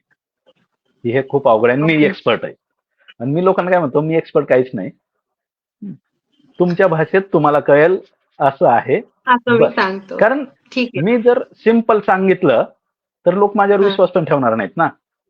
मी जर कॉम्प्लिकेटेड जार्गन वापरले तर लोकांना वाटतील, अरे हा खूप ज्ञानी आहे, हुशार आहे. त्याची ऍक्च्युअल गरज नाही. अच्छा, आता तुम्ही जे बोलला त्याच्यात पण माझा क्वेश्चन होता, I am sure I am taking your more time, but traditional instruments versus mutual funds किंवा वर्सेस एसआयपी, आजपाट लोकांना तो एक बायस आहे का? लाईक यू सेड की आता कसं होतं की माझ्या पेरेंट्सची जी जनरेशन होती, ओके, किंवा मिलेनियलच्या पेरेंट्सची, आय एम अ मिलेनियल, आणि आता जे जनरल, त्यांचं असं झालेलं होतं का एकतर ते गव्हर्नमेंट जॉब्स मध्ये होते बऱ्यापैकी, किंवा बिझनेस होता स्वतःचा, किंवा आई जनरली होम मेकर होती. Generally very few families had की त्यांचे दोन्ही पेरेंट्स काम करतात, ते बाहेर जाऊन जॉब करतात, आणि त्यांचे खूप क्लिअर फंडे होते का मी एक आरडी करायची, एफडी करायची, लो रिस्क प्रोसेसेस म्हणजे ट्रेडिशनल इन्स्ट्रुमेंट्स, का मी कुठेतरी हफ्ते भरायचे, हे एक एवढ्या 20 इयर्स नंतर माझ्या मुलाच्या चाइल्ड एज्युकेशन किंवा मॅरेज करता उपयोगी पडतील. आता आपल्या गरजा बदलल्या, राईट, आणि एसआयपी किंवा हे, मग कुठेतरी ते हेजिटेशन असतं जे यंगर जनरेशनला फर्स्ट जॉबच्या वेळेस क्लिअर नसतं, का मग मी पीएफ घेऊ का नको घेऊ, पीएफ मॅन्डेटरी आहे तर मी कोणचं ऑप्शन घेऊ, किंवा ट्रेडिशनल इन्स्ट्रुमेंट सोडले तर मी एसआयपी करू का, मग कितीची करू, असं तर नाही होणार that counsellor like you would scam me, take my money and run away. हे सगळे प्रश्न अजून पडतात. म्हणजे एकदम आता जे 2004 मध्ये तुम्ही सुरू केलं, मी म्हणते 2004 मध्ये जे बॉर्न झाले ते आता 20 वर्षाचे आहेत, जॉब सुरू केलेत किंवा करणार आहेत, सो एनिथिंग फॉर देम. किती त्यांना कन्व्हिन्सिंग वाटतं म्युच्युअल फंड किंवा असे जे नॉन ट्रेडिशनल इन्स्ट्रुमेंट्स आहेत? आजही भारतातले फक्त ऑलमोस्ट 5 ते 6 कोटी लोक इन्व्हेस्ट करतात स्टॉक मार्केट किंवा म्युच्युअल फंड मध्ये. आजही, म्हणजे हार्डली 4-4.5% येईल. जे की म्युच्युअल फंड आहेत 64 पासून, म्हणजे फर्स्ट म्युच्युअल फंड 65 ला आलेला आहे युटीआय. आता ओव्हरऑल म्हणजे इथं फक्त मी म्युच्युअल फंड नाही म्हणत, आपल्याकडे इन्व्हेस्टमेंटला फक्त 5 ऑप्शन आहेत. 5 ऑप्शन काय आहेत? Real estate, gold, post office किंवा बँक एफडी म्हणजे ट्रॅडिशनल, नंतर शेअर मार्केट आहे. आणि 5वा ऑप्शन बघितलं तर 5वा पण नाही, 4च आहेत ऍक्च्युअल. 5वा विसरला असेल, पण रिअल इस्टेट, गोल्ड ह्याच्यामध्ये ऑलमोस्ट 80-85% पैसे आहेत आणि बँक एफडी. आता म्युच्युअल फंड किंवा शेअर्स याच्यामध्ये हार्डली आता 5% लोक आहेत. पण जसं तुम्ही म्हटला की आई वडिलांच्या वेळेसच्या गरजा वेगळ्या होत्या, आज आपल्या गरजा वेगळ्या आहेत. म्हणजे आई वडिलांच्या वेळेस मुलांच्या एज्युकेशनसाठी प्लॅनिंग करायची गरज नव्हती, कधीच नव्हती. कारण आमच्या वेळेसही 2000 साली इंजिनिअरिंग किंवा ह्याची कॉस्ट 50,000 डोक्यावरून पाणी होतं, त्याच्याहून कमीच होती. आता ग्रॅज्युएशन किंवा ह्याला पैसे लागतच नव्हते, पण आज जेवढ्या याच्यात आपलं एज्युकेशन झालं ना पूर्ण, तेवढी मुलाची आज पहिलीची दुसरीची फी आहे. फी आहे, हो. ज्या आई वडिलांचं पूर्ण ग्रॅज्युएशन पर्यंतचा खर्च ज्या पैशामध्ये झाला, तेवढी आज मुलांची पहिली दुसरीची फी आहे. त्यावेळेस रिटायरमेंट प्लॅनिंग, जॉईंट फॅमिली असल्यामुळे कोणी ना कोणी घरातलं सांभाळायचं, एक दोघांना पेन्शन असायची. आज सिंगल फॅमिली असल्यामुळे किंवा न्यूक्लिअर फॅमिली, त्याच्यामुळे सांभाळणारं कोणीही नाही. त्यामुळे प्लॅनिंग आपल्याला करायचंय, पेन्शन मिळणार नाही. आता ट्रॅडिशनल आणि हे फायनान्शियल प्रोडक्ट किंवा मार्केट रिलेटेड प्रोडक्ट, ट्रॅडिशनल मध्ये जनरली महागाई किंवा इन्फ्लेशन ऍडजस्टेड रिटर्न किती मिळणार आहेत? PPF, PF, bank FD average 7 ते 8% आणि महागाई आहे 6% समजा, तर 2%च ऍडिशनल मिळणार आहेत आणि तुमची कॉस्ट वाढते 6-8%. आता मार्केट रिलेटेड प्रोडक्ट मध्ये तुम्हाला 10-12%, 15% जरी आले, 10-12% पकडायला पाहिजेत, तरी तुमचं ते इन्फ्लेशन ऍडजस्टेड चांगले होऊन जातात. त्यामुळे ते काय होतं की ट्रॅडिशनल इन्व्हेस्टमेंट मध्ये मी जर गेलो तर रिस्क ऍडजस्टेड रिटर्न म्हणजे मी ट्रेडमिल वर पळल्यासारखं होतं, की मी पळतोय खूप पण पोहोचत कुठेच नाही, किंवा मी हँड ब्रेक लावून गाडी चालवणार, माझं वेळ जातोय, फ्युएल जातंय आणि एनर्जीही जाते. पण माझ्याकडे 1 कोटी बनायला 60 वर्ष उजळतील जर मी, कारण रूल ऑफ 72 म्हणजे सगळ्यांसाठी इथे एक सांगेन, रूल ऑफ 72 त्याला जर आपण इंटरेस्ट रेट किंवा इयरनी डिवाइड केलं तर तुमचे पैसे किती वर्षात डबल होणार आहेत ते येतं. म्हणजे 7.27% जर तुम्हाला रिटर्न मिळत असतील तर जनरली 10 वर्ष लागतील पैसे डबल व्हायला. ओके, म्हणजे मी जर 10,000 रुपीज आज इन्व्हेस्ट केले तर त्याच्यावर 7% असं, म्हणजे 7% जर ते पैसे जर वाढणार असतील तर तुम्हाला 10 वर्ष लागतील पैसे डबल व्हायला. पण तुमचे खर्च ट्रिपल वाढलेले असतील. म्हणजे इनडायरेक्टली आपण काय करतो, आपले पैसेच बर्न करतो. म्हणजे माझा आजचा खर्च आहे समजा पुढे 10 वर्षानंतर 10 लाख, तर तो खर्च 10 वर्षानंतर होणार आहे 15 लाख आणि माझी बँक एफडी किती देणार आहे त्याच्यापेक्षा कमी, किंवा 16 लाख देईल किंवा 18 लाख देईल. तर रिस्क ऍडजस्टेड रिटर्न बघणं इम्पॉर्टंट आहे. आणि माझे म्हणजे भरपूर आपला हे संपल्यानंतर राम गायकवाड किंवा रामकृष्ण गायकवाड युट्यूबला जरी सर्च केलं ना, एकदम साध्या भाषेमध्ये बरेच व्हिडिओ आहेत आणि त्यात मी कसा घडलो तेही भरपूर लोकांना कळेल. म्हणजे पुस्तक तर वाचायलाच पाहिजे, कारण पुस्तकामधून तर तुम्हाला एक छोटासा मूवी बघितल्यासारखं वाटेल. 3 तासात पुस्तक संपतं. त्यात प्रेम, अफेअर, भांडणं, नंतर करिअर, नंतर 002 आज 500 कोटी, ऑलमोस्ट 470 कोटी आज ऍसेट मॅनेज करतोय, म्हणजे करोडोमध्ये इन्कम आहे. म्हणजे 0 माणूस करोडो कसं कमवू शकतो आणि फायनान्शियली फ्री कसं होऊ शकतो ते सगळं कळेल. त्यामुळं ह्या गरजा ज्या चेंज झाल्यात, म्हणजे पहिलं हमारा बजाज होतं किंवा चेतक किंवा सुप्रीम, ती का स्कूटर घेतली जायची लोकांकडून, का तर पाठीमागं बायको, पुढं नवरा, मध्ये एक मुलगा, पुढे एक मुलगा आणि पुढे भाजीच्या 2 पिशव्या. आज सगळ्यांना सिंगल सीटर बाईक पाहिजे. डिक्की पण आवडत नाही गाडीला, बाईकला. पण पूर्वी माणूस काय विचार करायचा की मला सगळं त्याच्यावर मिळेल. आज गरजा बदलल्यात पण माणूस नाही बदलला. फायनान्शियल सिच्युएशन बदलल्या पण माणसांनी प्रोडक्ट नाही बदलले. म्हणजे जे एफडी 12-14% रिटर्न द्यायच्या आज 6-7% देतात. त्यावेळी चालायचं, आज नाही चालणार. आणि हे ज्या ओके. चुका आहेत, आज रिअल इस्टेट, आज आपण पुण्यातलं जर बघितलं तर गेल्या 10 वर्षाचे रिअल इस्टेटचे रिटर्न किंवा 12 वर्षाचे रिटर्न सिंगल डिजिट आहेत. म्हणजे लोन भरलं ओके. 9%, भाव वाढले 7 ते 10%. म्हणजे खूप जणांनी काही स्पेसिफिक एरिया सोडले ना तर खूप जणांचे पैसे जेवढं बँकेला व्याज भरलंय तेवढेही रिकव्हर नाहीत होत. काही नाही सिलेक्टेड होत. पॉकेट आहेत जिथं पैसे वाढलेत, पण भरपूर ओके. ठिकाणी पैसे डबल नाहीत झाले किंवा लोनचा इंटरेस्टही रिकव्हर नाही झाला. आणि ज्या घरांची ओके. गरज नव्हती, फक्त इन्व्हेस्टमेंट म्हणून ते लोन घेतलं आणि त्या लोनचे हप्ते भरण्यात सगळं 10 वर्ष आयुष्यातले घालवले. आणि ते होऊ Totally नये. agree. ठीक आहे. So my sincere advice to sum up, please look up to a counselor. Saving आजपासून सुरू करा and saving is something which is before you spend. Generally लोक काय करतात का तो वॉरन बुफेचा रूल लक्षात ठेवत नाही का स्पेंड आधी करायचं आणि उरलेलं ते सेव्हिंग. राईट. का उलट करायचं. Income minus expenses. Actually it should be income minus saving equal to expenses.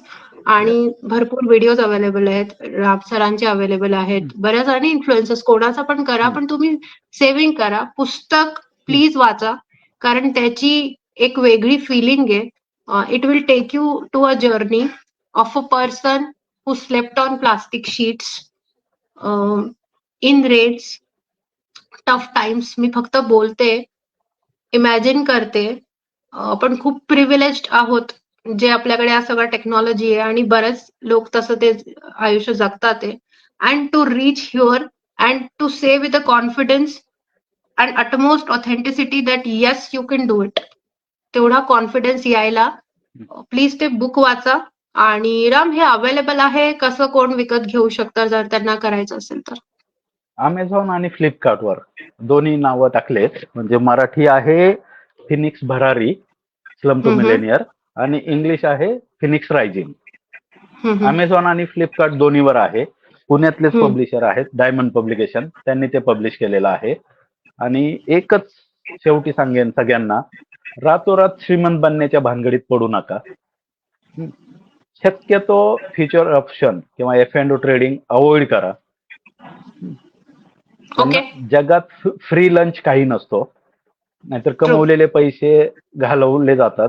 आजही जगामध्ये फिनान्शियल फील्डमध्ये किंवा आपण जे बघतो की हे ह्याने बुडवलं त्याने बुडवलं, 3%, 2%च्या मंथली स्कीम मध्ये कधी अडकू नका.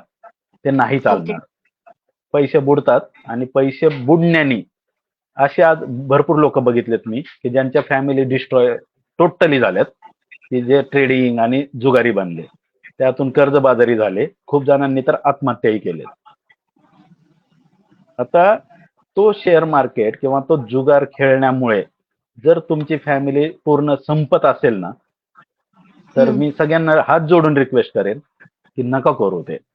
सुखी समाधानी आयुष्य आहे ते जगा. जगात फास्ट आणि इजी असं काही नाही. फास्ट तर काहीच नाही, आणि फायनान्शियल प्रोडक्ट मध्ये तर फास्ट काहीच नाही. सगळे स्कीम सांगायला येतील, रिटर्नची गॅरंटी देतील, 3%, 5% आम्ही कमवून देतो, पण एक दिवस ते पैसे बुडतील. आणि त्यामुळे म्हणजे तुमची असं का, फॅमिली मी आज जर पैसे टाकले तर ती टाकण्याची आधी सवय करायची आणि 4-5 वर्ष तरी किमान मी त्याच्याकडे बघायचं नाही. For at least 5 years I should not look into it. Then it will give me returns rather than opening like we are baking a cake. परत परत अवन ओपन केला तर काय चेंज होणार नाही, उलट ते बिघडणारच आहे. Okay. One question rather on a lighter side, कारण आपण खूप सिरियस बोललोय काय काय. असे कस्टमर्स येतात का, काही फनी मोमेंट्स आहे कस्टमर्स सोबतचे जे तुम्हाला म्हणजे नंतर हसू पण येतं बट यू कंट्रोल असं? किंवा खूप बऱ्यापैकी शिकलेली होतं. व्यक्ती असेल आणि तुम्हाला म्हणजे एकदम असं डोकं फोडून राग पण येतो की अरे ह्याला सांगितलं ना किती वेळा सेम, असं वाटतं कधी? फनी मोमेंट किंवा एज्युकेटेड लोक. आता ह्याच्या अगोदर मी म्हणेन की जेवढं जास्त अनालिसिस करू त्याचं एकच होतं, पॅरालिसिस होतं, मेंटल पॅरालिसिस होतं जास्त अनालिसिस केल्याने. आता 2008चं क्रायसिस ज्यावेळेस झालं त्यावेळेस एक जण असा इन्व्हेस्टर होता की तो म्हणला की राम आता 21,000वरून मार्केट 8,000ला आलं, 7,600 होतं आणि त्यावेळेस मी तर हनीमूनला होतो, म्हणजे लग्न झालं होतं माझं.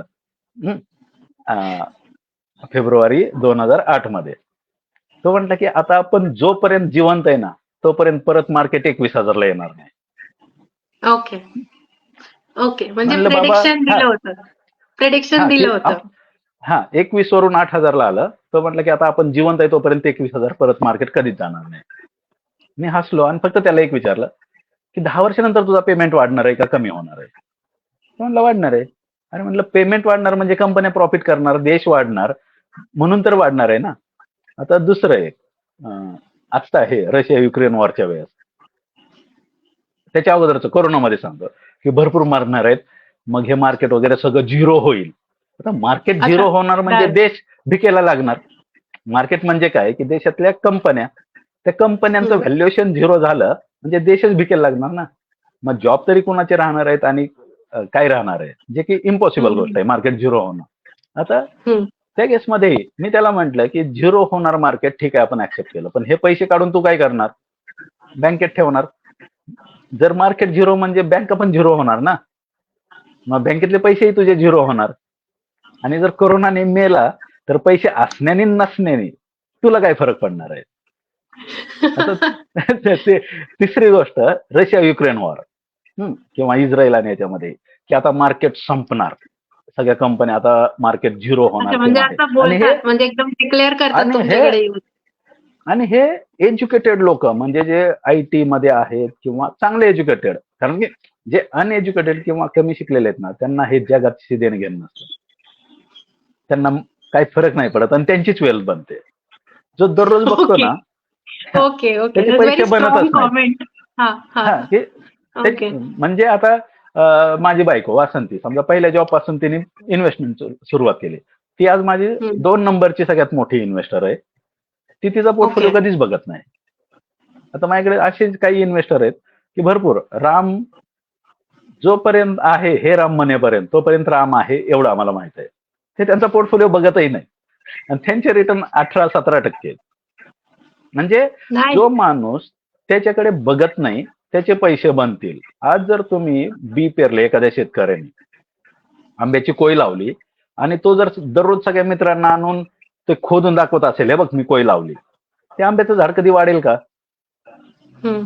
कधीच नाही. कारण की तो दररोज माती उकरणार आणि ते दाखवणार कोय, तर ते झाड कधीच येणार नाही. सेम तसं की मुलांना आपण जसं 18-20 वर्ष वाढवतो, चांगलं एज्युकेट करतो आणि त्यानंतर आपल्या म्हातारपणाचा आधार होतील. मे बी आजची मुलं नाहीत होणार, पण जुन्या कन्सेप्ट की बाबा म्हातारपणी आपल्याला सांभाळतील. आजची मुलं कुठं आपल्याला सांभाळतील ह्याच्या अंधविश्वासावर कोणीही राहू नये. आता त्या मुलांना 25 वर्षानंतर आपण शिकवून एज्युकेट केल्यानंतर तो कमवणार आहे. जर मी आज मूल झाला आणि उद्याच त्याला म्हणलं नाही आजपासून पळायला सुरुवात कर किंवा मला उद्यापासून कमवून आणून दे, नाही होणार. तसं स्टॉक मार्केट किंवा कुठलीही इन्व्हेस्टमेंट लगेच तुम्हाला गेन नाही देणार, एक वेळ द्यावा लागेल. आता एक वॉरन बफे नाही, अजून एकाचं वाक्य आहे आज, म्हणजे त्याच्या अगोदर माझं वाक्य सांगतो. उद्या जर माझं लग्न झालं आणि मी म्हटलं की उद्याच मला बायकोला प्रेग्नन्सी पाहिजे आणि परवा दिवशी बाळ पाहिजे, इम्पॉसिबल गोष्ट आहे, इम्पॉसिबल गोष्ट आहे. आता तसंच एक चांगला रायटरचं वाक्य आहे, एक मुलगी प्रेग्नन्सी नंतर 9 महिन्यानंतर बाळ होतं, बरोबर? 9 मुलींना प्रेग्नंट करून 1 महिन्यात बाळ कधीच होऊ शकणार नाही. 9 महिनेच लागणार आहे आणि 9 महिनेच लागणार आहेत ना. सेम तसं आहे, वेल्थ बनवण्यासाठी किंवा फायनान्शियली फ्री होण्यासाठी तो वेळ द्यावाच लागेल. 10, 15, 20 वर्ष. रातोरात डबल होणं इम्पॉसिबल आहे. जगात कोणी फायनान्शियल फील्डमध्ये सगळ्यात मोठे फ्रॉड कुठं होतात, ते तुमची ग्रीड आणि फिअर. माणसाला ग्रीड येते की मी इकडे बँकेत FD करण्यापेक्षा 60% रिटर्न मिळण्यापेक्षा एका बिल्डरकडे पैसे देईन, तो मला 12-14% रिटर्न देईल. तो कधी झिरो होईल ना कळणार नाही. आता शेअर मार्केटमध्ये एखादा माझ्यासारखा माणूस जाईल आणि मी तुम्हाला म्हटलं की तुम्ही माझ्याकडे 10 लाख द्या, मी तुम्हाला दर महिन्याला 5% कमवून देतो, आता तेवढी अक्कल मला असती तर मी माझे पैसे मॅनेज केले असते ना, तुमच्याकडे कशाला आलो असतो. आणि हे जे फ्रॉड होतात ते त्याच्यामुळे लोकांचे पैसे बुडतात. आजही आपण जर बघितलं F&O मध्ये 90 म्हणजे 100 एक जण 10 जण कमवतात. 93% लोकांचे पैसे बुडतात. तरी आज पैसे खेळतात लोक. ते लॉटरी सारखं आहे. हजारो करोडोच्या ह्याच्यामध्ये एकाला लॉटरी मिळते. तसं 100 7 लोक पैसे कमवतात F&O मध्ये. तेही चेहरे बदललेले असतात दररोज, तरी पैसे बुडतात आणि ते बुडणारच आहेत. मी तर भरपूर लोकांना म्हणतो की ते F&O किंवा ट्रेडिंग किंवा स्पेक्युलेशन मध्ये जाण्यापेक्षा तुम्ही गोव्याला कसिनो मध्ये जा. तिथं कमीत कमी बजेट असतं की आपण 10,000 हारणार आहे किंवा 25,000 हारणार आहे. फ्री मध्ये विस्की वाईन रम मिळते आणि जास्त हारल्यावर ते हॉटेलवाले म्हणजे कॅसिनोवाले हॉटेलमध्ये पण आणून सोडतात. कारण त्या गोव्याला गेल्यानंतर आपण दर महिन्याला किंवा दर दिवशी गोव्याला जाऊन कसिनोमध्ये नाही खेळू शकत. पण ट्रेडिंगचं व्यसन काय आहे की मी कमोडवर जरी बसलो ना घरात, कमोडवर बसलो तरी मी ट्रेडिंग करतो. मी ऑफिसमध्ये काम करत असेल, लंच ब्रेक मध्येही ट्रेडिंग करू शकतो. ती सगळ्यात घाण सवय आहे. 3 पत्ते खेळताना तुम्हाला जुगाराच्या अड्ड्यावर चालत जावं लागतं. इथं दररोज तुमच्या खिशात जुगाराचा अड्डा आहे. आणि हे सगळं घडतंय म्हणजे अगदी एज्युकेटेड लोकांमध्ये पण. आय कुड सी काही लोक म्हणजे एक रिस्कॅबिलिटी घेऊन किंवा प्रॉपरली शिकून मग ट्रेडिंग करतात. I think that is still advisable. Okay. आणि so Ram, I really enjoyed the conversation today. आणि खूप दिवसाचं ते आपलं ड्यू होतं बोलणं. आणि मला माहिती आहे सगळ्या गोष्टीतून ऍटलिस्ट काही लाईव्ह आपल्या बदलतील. Audience had joined. आपण नंतर त्यांना थँक्स बोलू. तुम्ही वेळ काढून त्यांना कॉमेंट्स वर रिप्लाय करा. देवेंद्र देशमुख आहे, राजा भाऊ आहेत, मकरंद, दीपाळी सूर्यवंशी, विमल यादव आणि बरेच लोक. काही लोकांची नावं मला आता इथे नाही घेता येते, पण they have joined. I am thanking you a lot. Okay. And thanks for being with us. परत एकदा भेटूया, परत एकदा आणि डिटेलमध्ये बोलू. आणि as I said to audience, this book is really a gem. Please वाचा. प्लीज रामला कॉन्टॅक्ट करा जर तुम्हाला वाटतं का it can benefit you. And he will shortly, he is very grounded, he shortly respond. And thank you Ram from the team, from LWG team, to be with us today for a very different episode. Because आम्ही generally लिटरेचरचे episodes करतो किंवा आम्ही अशा लोकांना भेटतो जे लिहितात किंवा वाचतात. तुम्ही ऑटोबायोग्राफी घेऊन आलाय. आणि I from this like forum I want to kind of again remind people का आमचा लिटरेचर फेस्टिवल 4 आणि 5 ऑक्टोबरला येतोय. यशदा पुण्यात इथे आम्ही करणार आहे. And it will be happening on a grand scale. We already have a lot of nominations for contests. We are overwhelmed. We are still being contacted. Lot many good people, good writers, ज्यांना लोकांचं प्रेम आहे त्यांच्यावर, त्यांची favourite poets, ते तिथे येणार आहे. त्यांच्याशी त्यांना भेटायला मिळणार आहे. तर प्लीज रजिस्ट्रेशन्स करा. लिंक ऑल इव्हेंट्स, टाउनस्क्रिप्ट, बुक माय शो यांच्यावर आहेतच. मला DM करू शकता. आमचे कोणाही ऍडमिनला तुम्ही करू शकता. And with this, I want to end this session with a big thank you to Ram. आणि जयराम जी की रामाच्या भरोशावर राहा. जय सियाराम. जय सियाराम. जितपर्यंत जब तक राम है तब तक लाइफ में सब कुछ सेट है. तो with this we send a farewell to Ram. Thank you so much. Yeah, thanks.